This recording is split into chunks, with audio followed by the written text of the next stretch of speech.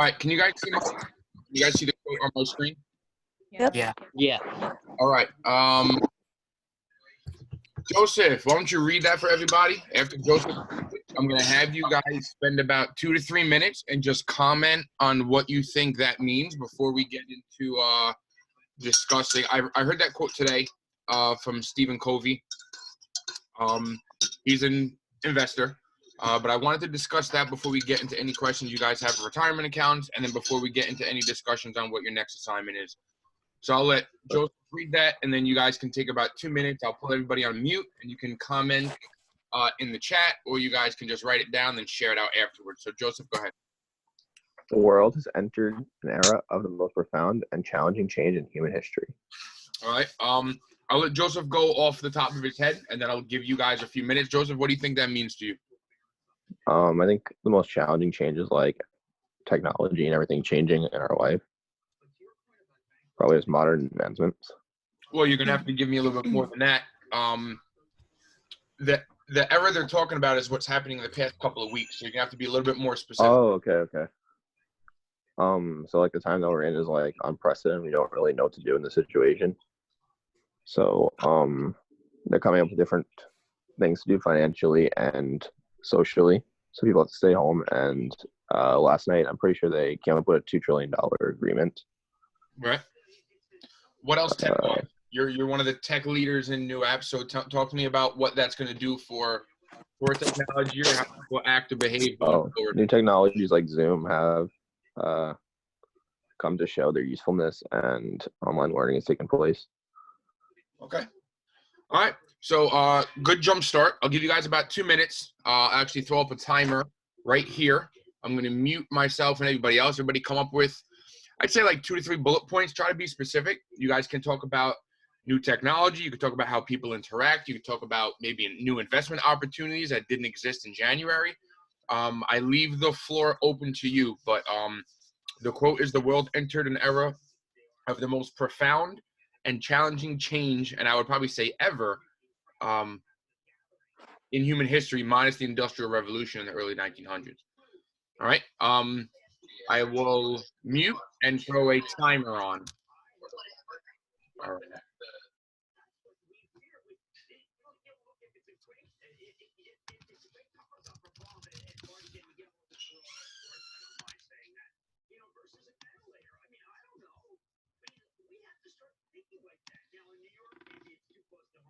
Maybe there are other places where it seems like, you know what, we can go out as long as we practice some safe things. We got maybe goggles. Maybe we've got an N95, but the N95 is probably come back from China. We'll have some nice gloves that we used to clean dishes with. Sorry to my wife, I haven't done that in ages. But what it comes back to is, this is not, it's safe getting together. And I don't feel that safety, and I don't think you do either.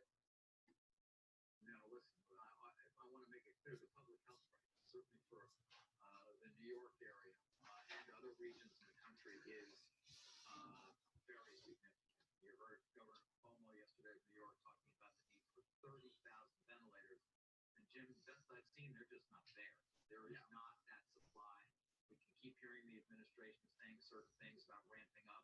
We're going to talk to actually the CEO of Medtronic in the next hour about their efforts. But that's still months away. Before you actually are able to produce what is going to be needed. Very true. But I do want to just be sure that how I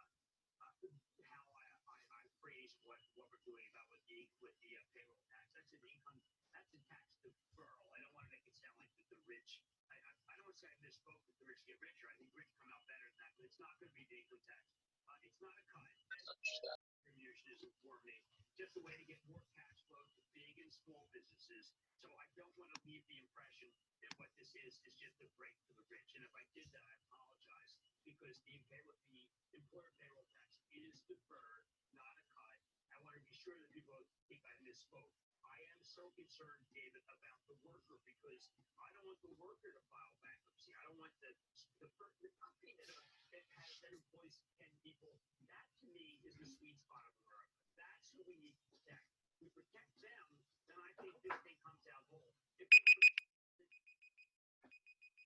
to not have to hire them. What do you need? Yeah, no, your point's a good one, and we're going to be very focused on the way that money is distributed, whether or not it's All right, timer's up. What do you guys got?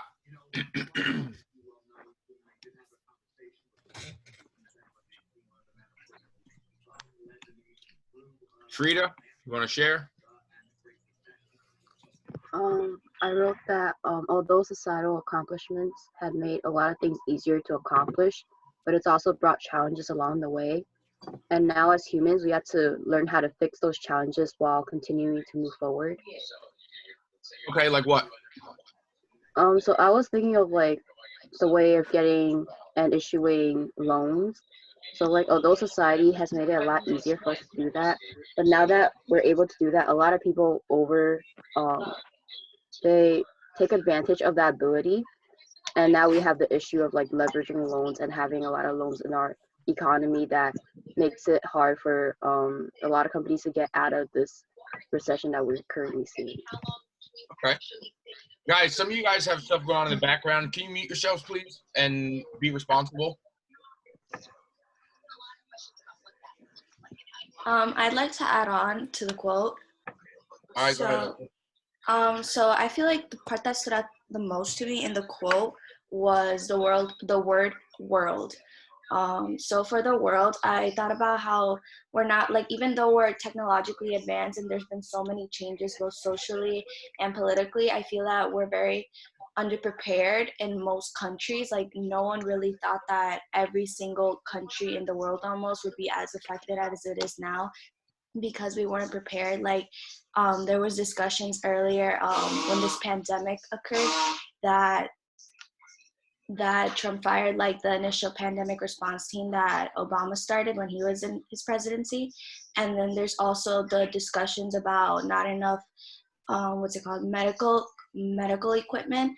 Like, I know the Governor Cuomo, like, he was arguing, not really arguing, but he was saying, like, in his tweets as well as in his conference, that they should really turn to the defense law that they have, where it says that they would kind of force the companies to produce like mass and medical equipment and the government would pay for it.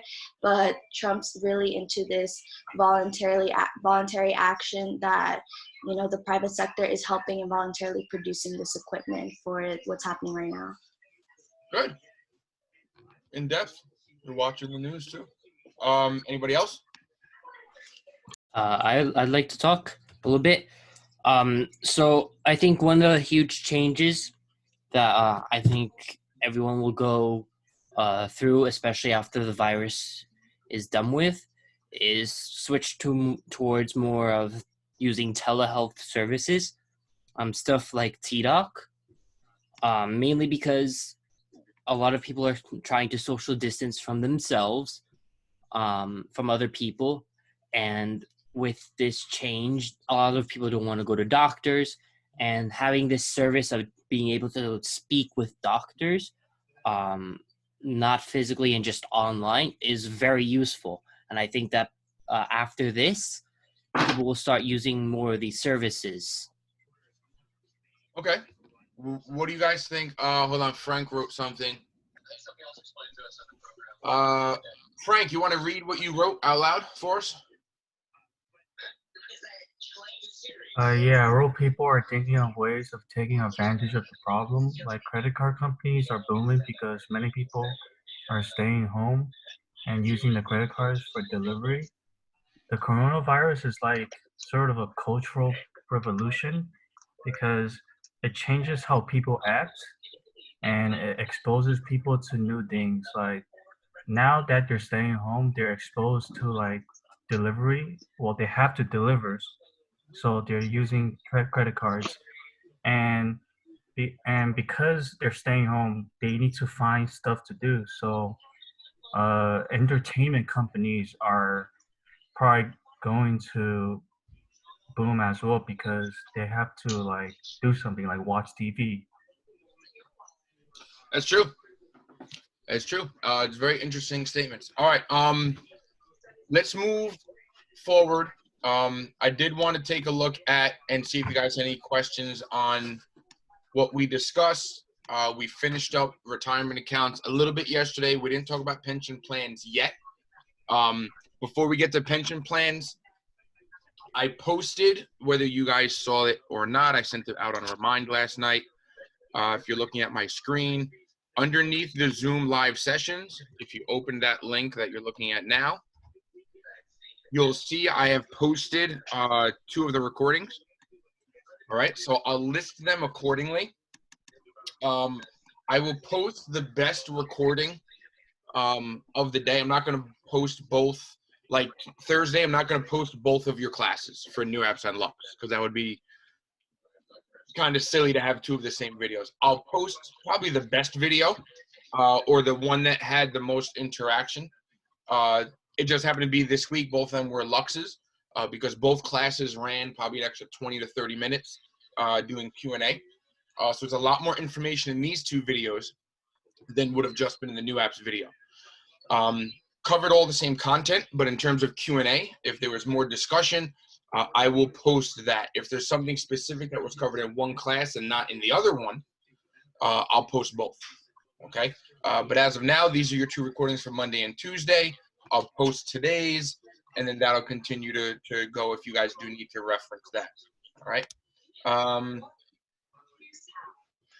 We'll finish up retirement, then we'll touch on the government intervention document. I sent out an email or a note yesterday that said that we were extending the deadline to Friday. And I was also adding something. So whether you checked or not, I'll show you now. There will be a need to cite your sources.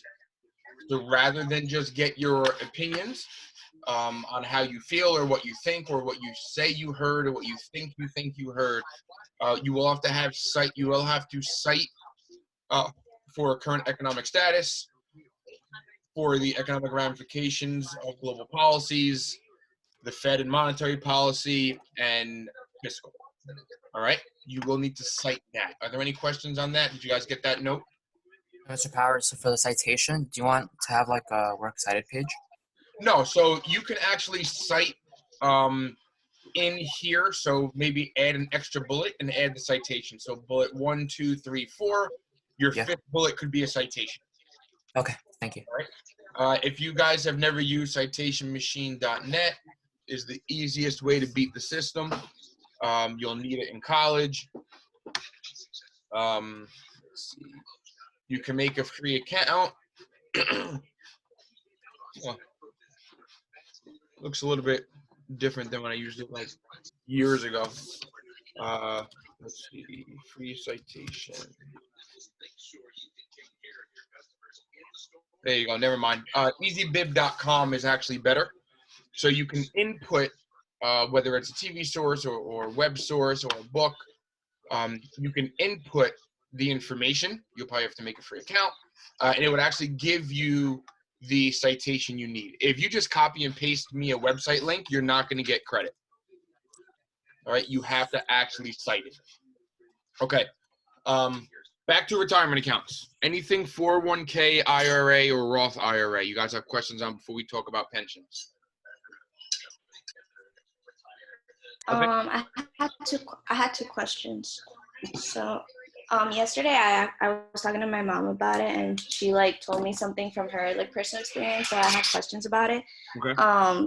So my first one was like, when a person dies, how do the taxes, like how do they handle the taxes when it's passed on to the other person that they leave it to the beneficiary? So as a 401k, it's considered taxable. So like, God forbid somebody in, you know, if I have a child and I die, my 401k becomes taxable assets for my child. So when my finances go to that person, they would have to pay taxes on that. As I'd have to see if it becomes income tax on me, or if estate tax is different. Yeah, that's what I was thinking, because it would be different tax brackets. So if it counted as income tax, it would be added to whatever you earn during the year. Oh yeah, okay. And then your tax bracket we discussed yesterday. New Apps, I did this with you guys, right? With the progressive tax brackets? Yeah. Okay. So Leslie, what I didn't do with you guys and Frida and the rest of Lux is we looked at the tax brackets yesterday. Mhm. could determine if you were to put money into your 401k, or if you made under $120,000 a year and you were able to put the $6,000 tax deductible into your traditional IRA, could you drop tax brackets? Right? Could you get yourself from the $170,000 tax bracket at 32% to the $150,000 tax bracket at 24%? Right? So by putting into your 401k, by putting in traditional IRA, you could lower your tax bracket. Now, if you have an estate tax and if you have someone's 401k who passed away coming to you and they have $300,000 in it, now you're looking at having a large income tax and increasing the tax rate progressively on this scale. Okay. Right? So if you made $100,000 a year and somebody passed and were giving you their 401k which had $300,000 a year, you now are the 35% tax bracket with $400,000 income that year. So this is for all income, like all income that you collected within the year? That would, yes, you have to pay income tax on it, yes. Okay. Yeah, that makes sense. Oh, And Mr. then, Power. oh yeah, go. Oh, wait, do you want to finish? No, I just had one more question. So you have like a 401k like for one job and then you quit and then you like transfer to another job and they have a 401k. So are those like two separate accounts or could you like roll over from the previous one? So you could roll them over or you can keep them separate. Okay. So Yeah. here is, and Frida will get to your question. This is my 401k account from like 11 years ago. Mm-hmm. All right, I still have it. I never transferred it over. I still don't contribute to it because I'm not part of that place anymore. Yeah. But this was, and I'll log in a little bit later after Frida's question, and I do want to show you guys how to navigate transferring funds within your requirements. Mm-hmm. All right, but yeah, you can merge them. You don't have to. Okay, that makes sense. Frida, what do you have? Since Leslie asked about like the tax brackets and getting someone else's 401k, would it be smarter if like you have a spouse that passed away to get the money from their 401k and put it in a new 401k so that you don't raise your tax brackets? I'd have to see if you can roll that over. I know that it becomes their taxable assets. I don't know if you can take their 401k and make it yours. Mm-hmm. It's an interesting question. I would, let's see, give me 1 second. All right. Okay, so you can, so Leslie, this will compound into your question also. You can, instead of paying income tax on their 401k, you can convert it directly into what's called an inherited Roth IRA, right? So you can take their 401k and transfer the funds into a Roth IRA. Oh, okay. Right? If they pass. Mm-hmm. All right? To avoid paying tax on it. Okay. So they would not get taxed once they're like able to withdraw the funds. Well, Because here's the issue. technically they should. Guys, your 401k is tax deductible, which means it's pre-tax, which means you have to pay income tax when you take it out. You can transfer it into a Roth IRA, but if you notice the difference, in the Roth, you are paying no income tax. So you would likely have to take the 401k, pull it out, pay income tax, and then transfer it to a Roth IRA. Okay. In that case, if you're owing ordinary income tax, the only benefit here would be that if you don't need that money, again, the perk, we talked about there's 2 perks, 1, 2, tax deductible or when you pay tax on it. You can pay the tax on this, okay? then put the rest of the money into a Roth. So you could theoretically take out the 200 grand, pay the tax on it, then put the rest of the 150 after taxes into a Roth, and that can grow tax-free.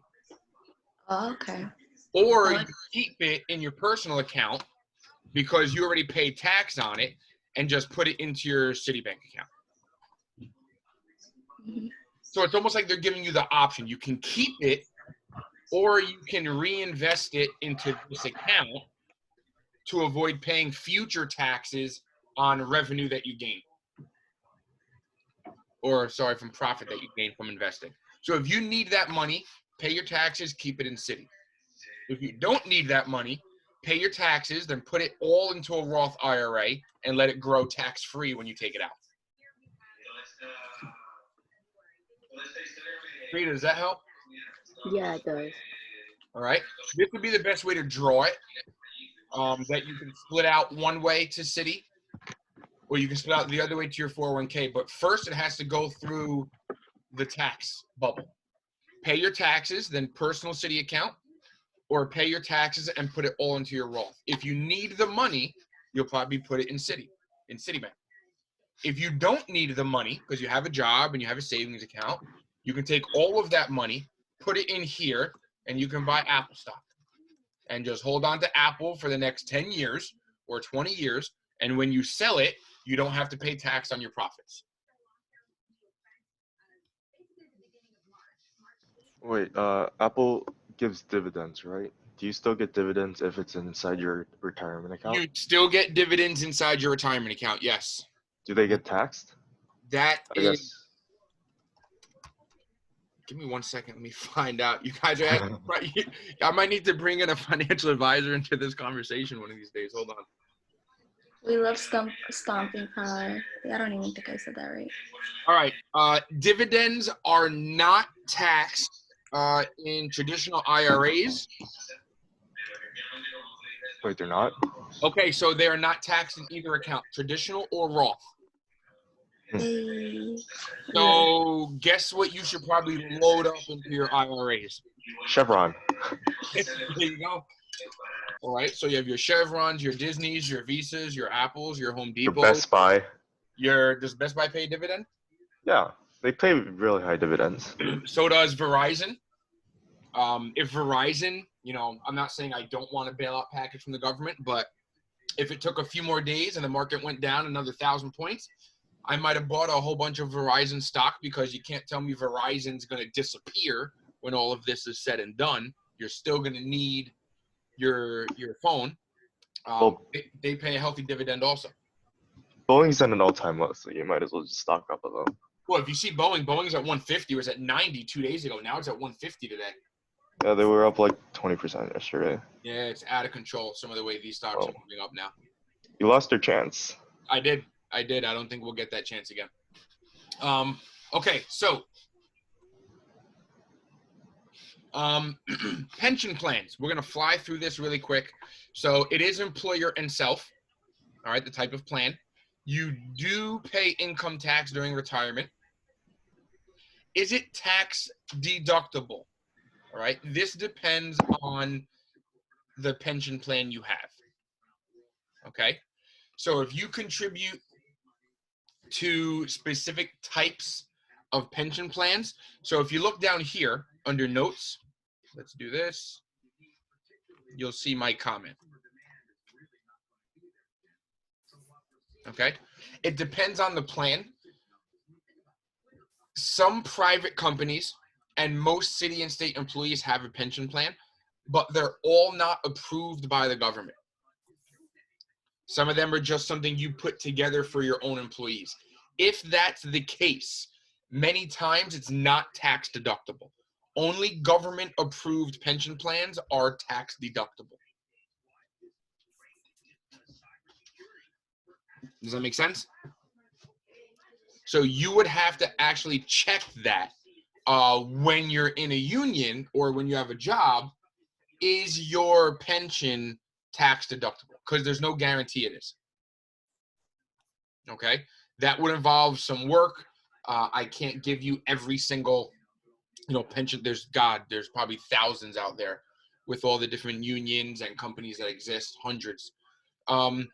Contribution limits, same thing. It depends on the pension. Some pensions, they don't require you to contribute. Some pensions require you to contribute like 1% of your salary. Some pensions require you to contribute a large amount of your salary. All right. But a pension is another way of a company offering a basically retirement account.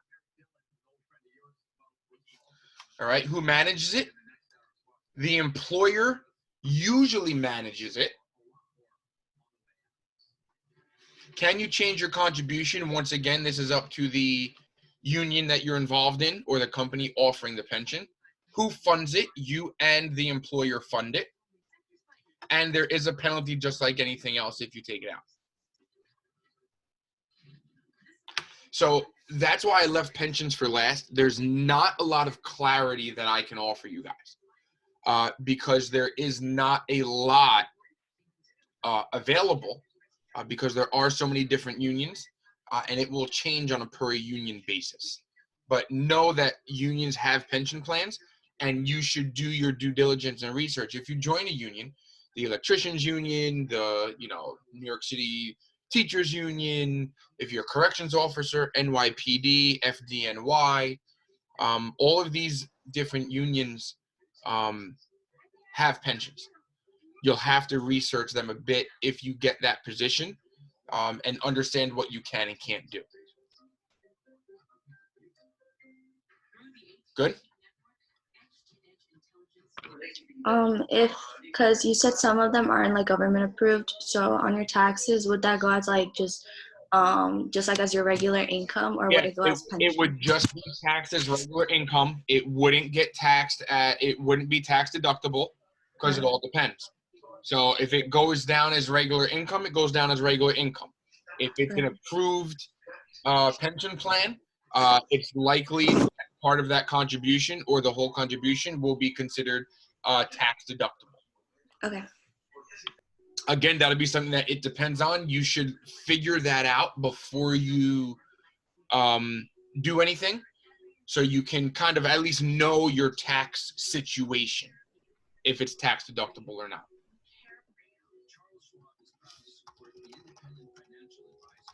Questions?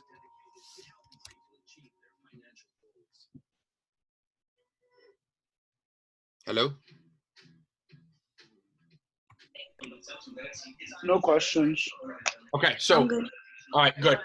Yeah, pensions is the most boring because it's really a per case basis. There's no one size fits all like there is for 401k, traditional IRA, or Roth IRA. With that, okay, I am going to close that out. Any questions on these tax brackets? So we didn't really get to ever discuss this with Lux in terms of tax brackets. Does this make sense in terms of if you can reduce your taxable income, what your actual tax rates will be, right? So if you make $84,000 a year and you can get between 40 and 80, you just drop your tax bracket by 2%. If you make 50 grand a year and you max out your 401k, you can drop yourself from 50, put in 19. That brings you into this bracket, which is only 12%. That is a lot of saved money. Okay.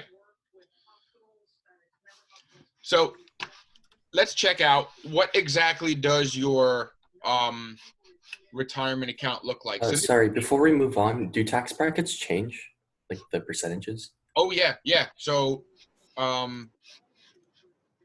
progressive means as you make more, your taxes go up. That's a progressive tax system. That's what the United States has. So I'm not sure if that was your question or what I'm going to answer now. So yes, as you make more, you pay more. Also, can the government change the tax brackets? Yes. So can Trump come in next year or a new president come in next year and they say, we're going to change the tax system. If you make this much, then we're going to drop this to 19%, not 22%. They can do that, yes. which is why also, like I always say, you need an accountant more than you might need a financial advisor in some situations, just because there is so much going on with tax law that you will need someone to help guide you through it. And if you're throwing your money in Apple or Visa or a mutual fund or an ETF, you're probably doing the same damn thing that your advisor is doing, unless you have a downturn like today, where you have an advisor that might sell and move in and out of assets very quickly.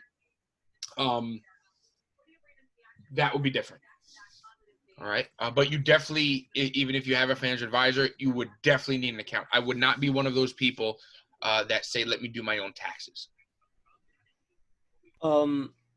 So could the government actually change the tax bracket just to a flat rate tax, or would you think they would never do it? Okay, I would support that. So I would support a flat tax, but they'll never do it. All right. It depends on your party system. Like the Democrats want people who make this much more to pay this much more. Republicans want companies to pay less. So you have kind of single filers or married filers. And then you have another bracket for corporate America where they also have percentages, and their cost goes up as the percentage goes, as the dollars go up. This is the constant argument between the two parties. Personal taxes versus corporate taxes. Would they ever go to a flat tax? I doubt it. I definitely doubt it. But we'll see. As of now, you have something that's progressive. All right. Thanks. All right. So let's say you have, they logged me out already. If we log into your account, so I'll log into this Voya account, and I'll show you. So again, this was through another school I worked for, Middletown High School. It's called a 403B, not a 401k, but it acts exactly the same. So it's basically the school version of a 401k that a business would offer. Okay. Now, they have planning and advice, different products and tools they offer. If you go to the account, as you put money in, you will get account summaries, fund performances, all right? Your return year to date, right? So this account is down 25.5% year to date, so since January 1st, all right? Based on everything that's been happening. Here's my current asset allocations, okay?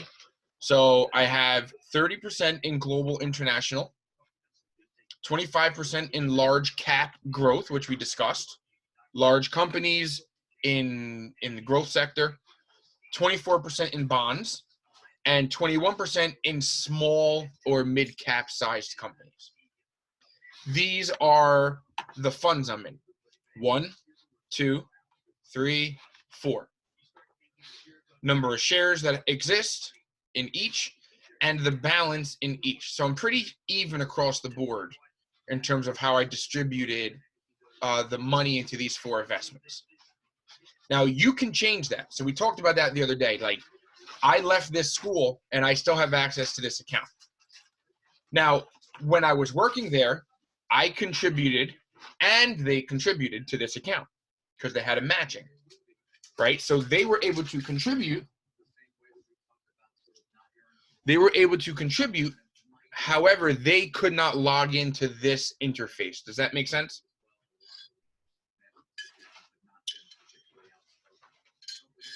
Oh, about to mute everyone. Okay, Yes. Good. So then you can do a few different things. So I'm going to look at the historical fund graph. This is going to show you how this portfolio has performed since it started. If it loads.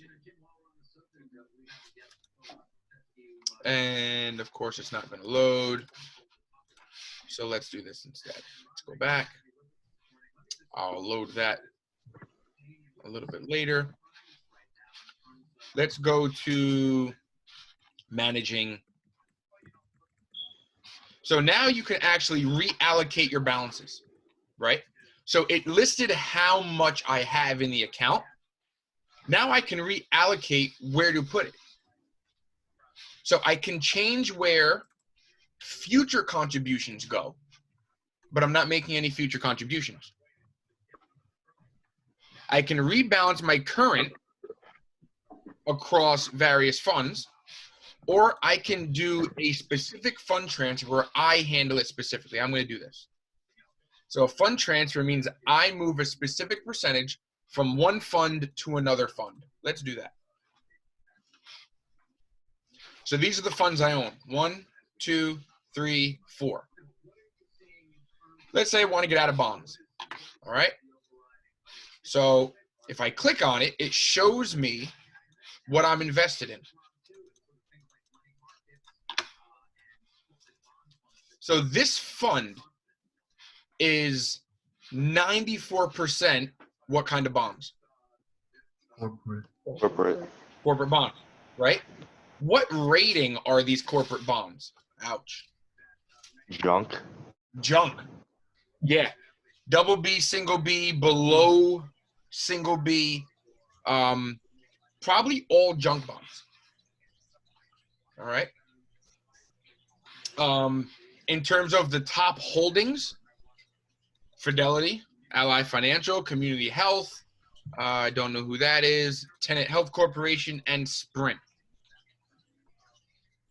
All right, so I'm holding 5% of my portfolio is Fidelity debt. It's Fidelity bonds. 1.4% is Ally Financial, 5.75% per year.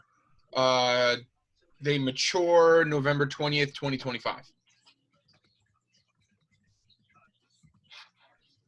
All right.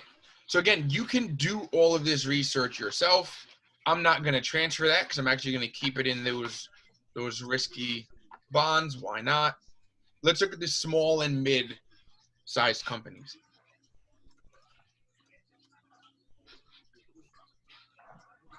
All right. So this is the investment of that fund, which we've discussed. 3% in Pfizer, 3% in O'Reilly Automotive, 2.5 in Global, 2% in Dexcom, and 2% in Ingersoll. I know who Dexcom is. They do a diabetes treatment. Outside of that, I have no idea who O'Reilly, Global, Lamb, Quanta, Zebra are. Okay? So again, you can do this research. Let's say we want to transfer this. So let's take these small mid. We'll go next. So now we can transfer percentage of dollars. We'll do 100%. We are going to transfer it, and here's all of the options I have. So I cannot buy individual stocks in this platform for my 403B. I have to purchase or transfer into one of these funds. All right. So why don't you guys tell me? Stable principal, bonds, growth stocks, small size companies, or global? What would you guys say?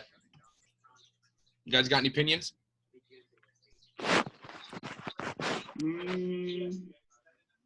I think right now you should probably go global because those are the companies that are probably going to be bailed out.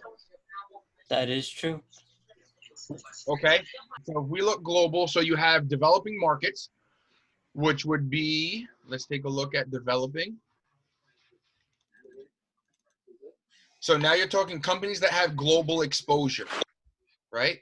Alibaba, Master China, Novatech, Taiwan Semiconductor, Tencent, Yum China, Kering. So you can see that it's 88% not U.S. stocks. They're all Chinese stocks. All right. So if you're not doing Chinese stocks, you're probably not going to be able to do global international, just to let you know. Let's do International Index Portfolio 1. Let's see what they have here. Again, you're going to be international.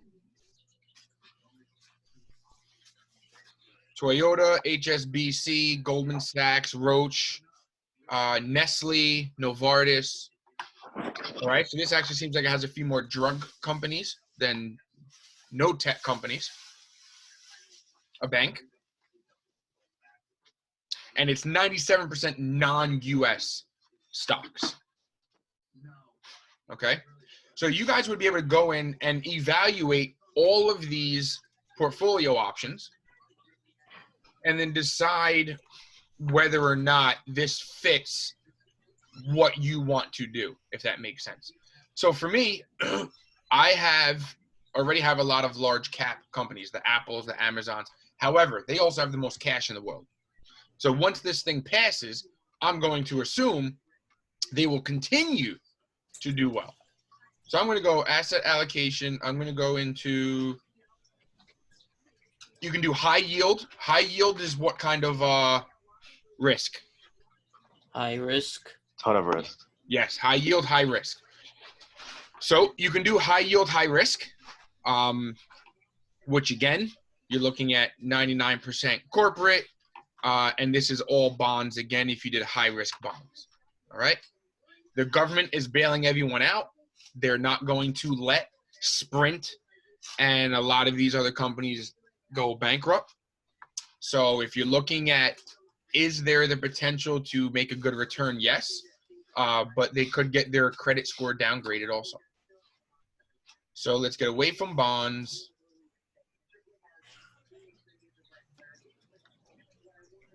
And you can go into large cap, bless you.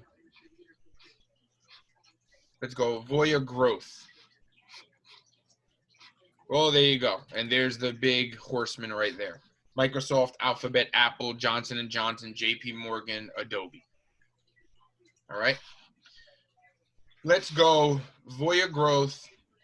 We'll move 100% into there. And we'll see. Finish and review. Submit. And what you'll notice now, when you look at my asset allocation, when you go back to the home page for my account, when we go back to the asset allocation, oh, it didn't transfer yet. So it's going to take a little bit. It'll take probably an hour or two for those funds to sell and transfer the money into the other large cap. But you guys have full autonomy over your retirement accounts. This is just an example of how you can do that via Voya Financial. Any questions on that? No. No. Wait, Great. Mr. Paris. Yeah. What's up, Frank? Wait, did you say before that you can keep on putting money in your retirement accounts to avoid taxes? So can't rich people just do that? Well, you can, but look at the document that we looked at yesterday. So There's a cap to it. Yes. Remember, for the traditional IRA, if you make more than $120,000 a year, you can't use that $6,000 as a tax write-off. They can do a 401k, and they can put $19,500 and reduce their tax bracket. But let's be real. If you're making $800,000 a year, is putting 20 grand into your 401k really going to lower your tax bracket? Probably not. The 401k, traditional IRA, and Roth IRA were made for low and middle income people. Because the government's assumption is you don't know what the hell to do with your money. So they think that they can get you in the market, get you to help increase the prices of these assets and investments, but also hope that you have money when you retire and you don't spend it all now. So that's why they created that system. Now, NerdWallet has a pretty cool retirement calculator. So let's do this. Vincent will use you. Vincent, how old are you? 17. Damn. Vincent is 17. How much tax income do you make per year? Let's go. Hold on. Let's do it this way. Vincent's going to be 22, out of college. Vincent, what kind of position? What kind of job do you want after college? What are you studying? Computer science. Computer science. So you come out making $98,000 a year working at IBM. All right, IBM. 98 grand working at IBM. Currently, savings, you'll probably have maybe savings, maybe you have like $5,000 because you'll work a little bit through college in your savings account. Every month you save, if you're making 98 grand a year, let's say you're living at home, every month you save $367. Monthly retirement spending per month, let's say rent is $2 grand, groceries is another $800. Then you have to buy stuff for yourself. You have to, we'll up this to $38.50. All right. Other expected income, maybe you get $200 in dividends per year. Oh boy. Let's do $1,000 of dividends per year. What age you want to retire? 62. Because you want to be able to travel the world. Life expectancy, you're not living to 95. Let's drop beyond like. Oh boy. Well, what do you want to live till you're 100? We can do 100. All right, Vincent lives till he's 100. No, average life expectancy, probably about 90. Investment rate of return, 6% is probably average.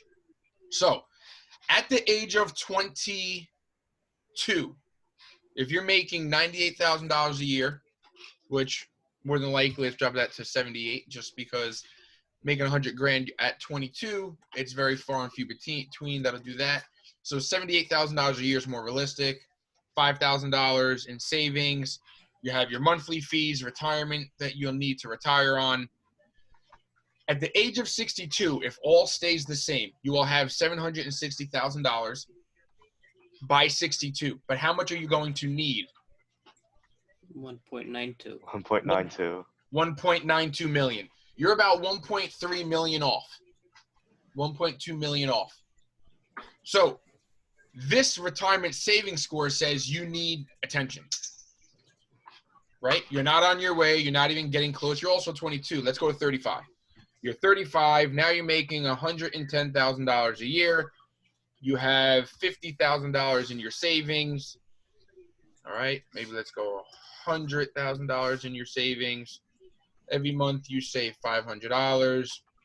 Monthly retirement spending, $4,000. Other expected income, you got, $3 grand in dividends coming in per year. You want to retire at age 60. Look, you're already at 100% of your goal. All right. So these numbers change very drastically once you have a higher pre-tax income, a high degree of savings, and you can save every month. So this right here says you're saving 6% of your income every month. I will share this right here in the chat. You guys can have some fun with that. Please don't ask your parents to fill that out with you, because it could be a very awkward conversation if you don't have one. It could be rude to do that. What you could do is, maybe I would say, do your own research, what you think you'll earn and what you think you'll be capable of saving. Like you can see, this is 5% of my monthly income is $500 based on this. All right. And test it yourself and see what you can do. But this is one way you can track, are you prepared for retirement? All right. Questions on that? That is one thing I wanted to definitely show you, which I didn't get to do yesterday.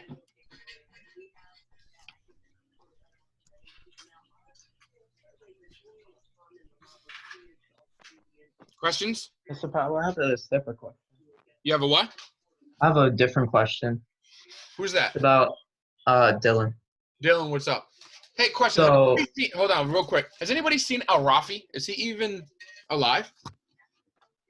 He texted me a few days ago, and he asked me for the class link, and I said that he has to find it on Remind, and then he has to download the Discord, and then it's over there. I haven't seen Al-Rafi. He'd have Al-Rafi. to contact me. Yeah, I told him to text you because the link that was on the Discord was expired, so I told him that he'd have to text you to get it. All right, somebody just check up with him, find out what the heck he's been up to. Okay. Okay. Okay, so outside of that, retirement calculator done, retirement accounts done. Questions on anything regarding retirement? Yeah, my question is kind of related. All right, go ahead, Dylan. So it goes along with the FDIC insurance. So I read that 401ks are not FDIC insured, but IRAs, both Roth and traditional, are insured. Could you explain more about that? Wait. Say it one more time, because I'll be honest with you, I wasn't fully listening to that. Hold on.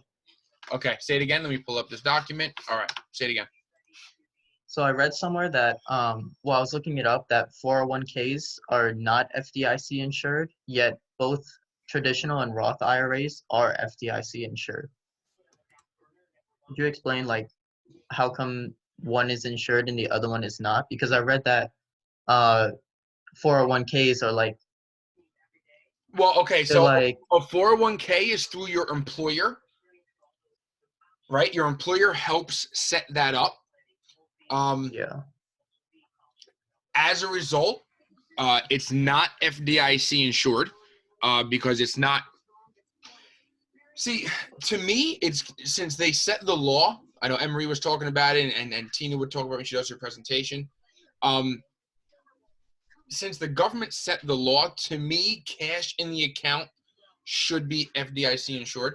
The problem is, how are you going to FDIC insure something if you're investing in mutual funds and ETFs? They can't guarantee that those investment options go up.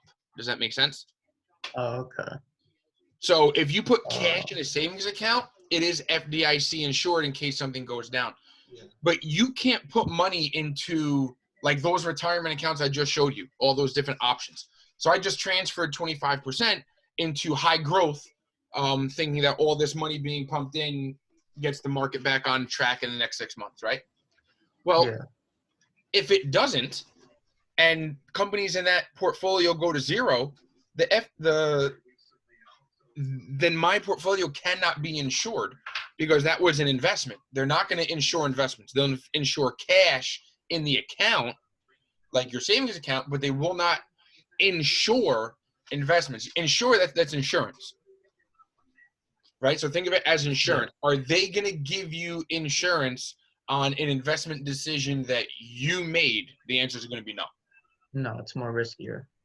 Right. So even if in your Roth IRA, if you have investments in Apple in your Roth IRA and Apple goes bankrupt, the government's not going to give you a check.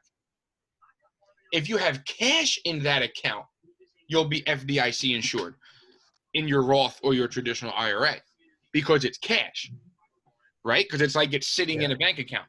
If it is invested, they will not insure that investment. Okay. Because that means theoretically no one would ever lose money. Yeah, that is true. That's not possible. Yeah. Okay, that makes more sense. Okay. Does that clarify it? It does. All right. But again, that's something you have to take into consideration. Like any investment, things can go up and down. All right. The FDIC, which is the Federal Deposit Insurance Corporation, FDIC, they only cover, like the name FD, D stands for deposit, they only cover deposits. They don't cover investments. So if you have $10,000 in your Roth IRA, they will insure that. If you have $10,000 in the QQQ ETF, they will not insure that. Do you lose like that insurance once you start investing? Well, yeah, because it's no longer cash. Now it's actually an investment. So if you had 50 grand in your traditional IRA, like I'll give you an example. I just put $6,000 into my Roth IRA. I didn't invest the money yet, so it's in cash. That's my contribution for 2020, right? So I put that in. It's not invested yet. It's only in cash. God forbid something happens to TD Ameritrade, I will still have that $6,000.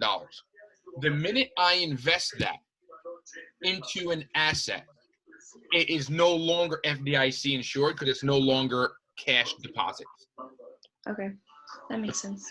If you liquidate your securities, will it still be FDIC insured? If you move it back into cash, Yeah. that I'm not sure. Let me do some research on that. Oh boy.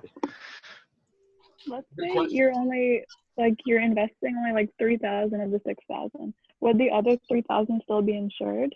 Right. So Or- that's what Vincent asked. So if I invested 6,000 today, and in 5 years it's worth 50,000, and I sell everything, does the FDIC protect my 50,000 or just my original principal of 6,000? I'll have to get back to you guys on that.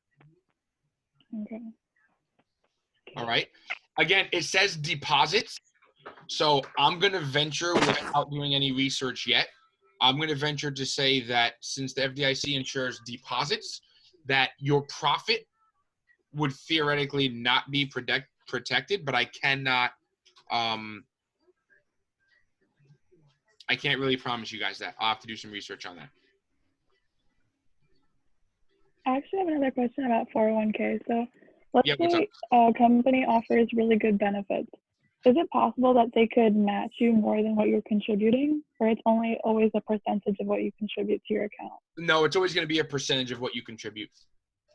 Okay. Yeah, I mean, imagine you put in 19. We did the math the other day. Imagine you put in $19,000 and they put in $19,000. The company would have no money left if they did it for every employee. Right? Imagine you put in $400 and they said we're going to double what you put in. Companies, some corporations are nice. They're not going to be that nice. So I actually read a little bit about 401k a while ago. Mm-hmm. So what some companies do is that they match for every single dollar that you put in, but the maximum amount they match with you is like a low percent. So like Correct. they'll only match 3% of what you put in. Or if they do match a lower percent, like if they match 80 cents to a dollar, whatever, the maximum amount they'll put in is like 5% of your salary. Okay. Right.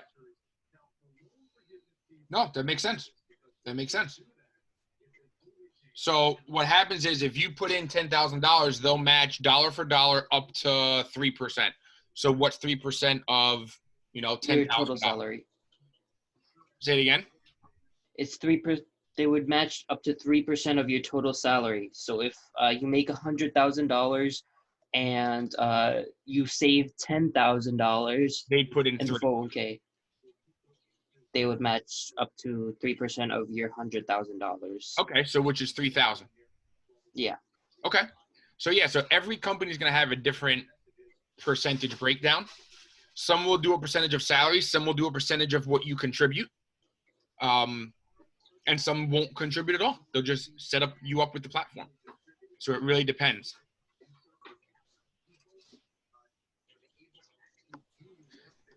And okay, so I looked up your IRA question that you had. So your account, when it's liquid, right? When it's all in cash, your Roth and your IRA, it will ensure cash in the account. So it will ensure your profit, just like in your savings account. Okay. It insures up to $250, including if you were paid compound interest. So the FDIC insures your compound interest. They also insure your IRAs if it's in cash.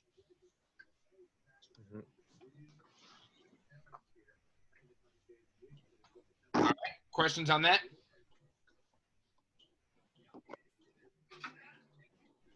Hello? We're good? Mm-hmm. Yes. Good. I want to fly over here because I'm done with this. Good. You have your COVID-19 government intervention assignment. Now, next week we have a speaker coming in. He's an investment banker. And he's going through a training Wednesday, Thursday, Friday on what the government policies are in terms of monetary and fiscal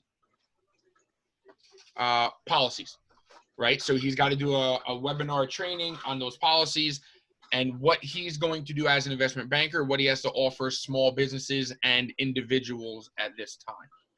All right, so I'm trying to iron out when he's free. I don't know if it'd be, I'm trying to do Monday both sessions, or Tuesday both sessions, or Wednesday for like an hour block, or Thursday or Friday. I have not gotten back yet a definitive time. Once I get it, you guys will get it, okay? That is also why I extended this deadline to Friday. This is what we'll start discussing more about tomorrow. If you have questions and you started it, we can discuss it a bit today, and then I'll let you guys get out of here. But I extended it to Friday so we can have a little bit deeper discussion on this tomorrow and Friday so that you guys can ask intellectual conversations about this. He hates the fact that monetary policy, that it was cut to zero, the federal funds rate. He loves the small business idea of the loans that they're giving, but he has some serious concerns about the vetting process for who deserves what loan. And he actually said that there's a clause in the business loans called hardship as a clause. So do these companies qualify as needing what's called a hardship loan? That's his decision to make. So it's really interesting. It's like me having a rubric and telling you guys, yeah, here's the idea. Everybody has to submit this project. But then not having a rubric that says like what specific question to answer. Right? So imagine me saying, write about the current economic status. And you're like, you write whatever you want. But then I'm looking, I'm like, well, there's 4 data points now that I want you guys to input. The government is loosely providing these data points. So it's going to be his job to decide who does and doesn't get a loan. It's going to be really interesting having him on. So that's why I extended it. I'm also requiring you guys to have all your opinions and facts backed up. There's no point in having an opinion without, the data that you can cite. Your opinion shouldn't just come out of thin air. So you can use citationmachine.net, easybib.com, and just add all 3. You need 3 for the current economic status, 3 for economic ramifications, 3 for the Fed, and 3 for fiscal policy. And then you can just have some fun on Mark Cuban going crazy. If you follow him on Twitter, he's been going kind of crazy the past few days. I love it. He was cursing out senators and congressmen. Good stuff. So questions on the government intervention document you guys are working on? Nope. No. Okay, it's pretty self-explanatory, but like here's one right here. For assumptions you can make about this consumer, guys, please be specific in your answers. Don't just give me the answer, consumers are going to spend less. Right? You've got to give me much more to defend your assumption. All right? So for every single thing, what did the Fed do? Be very specific. Be very, very specific. And then why did they do it? The Fed did a lot more than one thing. All right? So you'll have to do quite a bit of research to find out what has the Fed done so far. All right? If you guys have no questions on this, I don't mind letting you go. We'll go through this Thursday. We'll go through probably current economic status and economic ramifications. We'll go through the Fed and fiscal policy on Friday. And then by Friday night, you guys should be 100% done and able to kind of tweak and update whatever you were working on for this. Good with that? Sounds good. We Okay, let me show you. already did the assignment. If you already did it and it is submitted, because I extended the deadline, if you already did it, you should be rewarded for doing it in advance and not needing the deadline. So all of your submissions, if you notice, I have 16 submissions that were already submitted. If you submit today by midnight, completed with all your sources, I will give those students additional credit. All right, so if you already did it, add your sources, since I just required that, get that back to me tonight, and you guys are good. I'll give you guys additional credit for the assignment. We All right, can that just way, if you did it early, then you get a little bit of a bump because you guys deserved it. Other students were asking me about extensions, so I extended it with a slightly more work because the citations are definitely important. Jen, does that make sense? Yeah, so we can just It's add a also list of like the 12 citations instead of re-uploading photos. Like we could add it to the submission Right. portion. So you can add it to your Google Doc, but I will be timestamp checking your Google Docs. So that's how I'm going to grade it. So even if you submit your link today, I'm checking the timestamp on your Google Doc. okay. So if you give me the doc today at 10 o'clock at night, you'll get the extra credit. If you open that doc at all on Thursday and it's edited, the timestamp will show that you edited it on Thursday. I'm not going to check what edit you made. I'm just going to check when it was accessed. If it was accessed after tonight, you won't get the extra credit. Just like if you access this document on Saturday, after Friday, it would be considered late because the timestamp showed you updated it late after the due date. That has to be super, super clear to you guys. Okay. Okay? So once you do the work, don't update it. If you found new information, make a new Google Doc, and then you can actually add that Google Doc as a submission link if you want. Okay, and say, oh, hey, listen, I found out more things the Fed's doing. I want to add this. Great. Just make it a different doc. Don't add it to your original Google Doc because it's going to change the timestamp of when you edited it. Good, guys? Yep. sounds Yep. good. Yeah, thank All right, you. guys. If you're done, I'm done. I'll let you guys go for the day. I'll see you guys tomorrow morning. No questions? See you. Hey, No, I'm good. fantastic. All right, guys. Have a good day. I'll see you later. Okay, See bye. ya. Thank too. you. All Bye. right, bye-bye. Good Be safe. day. Goodbye.